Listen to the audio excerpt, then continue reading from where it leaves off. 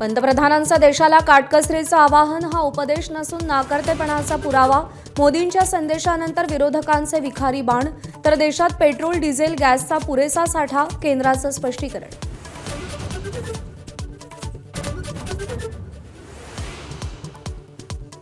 America विरुद्ध Iran युद्धाच्या पार्श्वभूमीवर होर्मुझमध्ये तणाव कायम. आंतरराष्ट्रीय बाजारात कच्च्या तेलाच्या किमतीचा भडका. कच्चं तेल $104 प्रति बॅरेलवर. पेट्रोल डिझेलचे दर वाढण्याची भीती.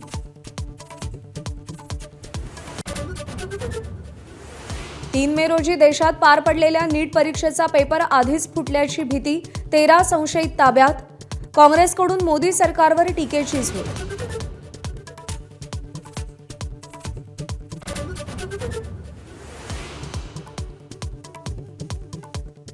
नाशिकच्या TCSमध्ये पॉश कायद्याचं पूर्णपणे उल्लंघन.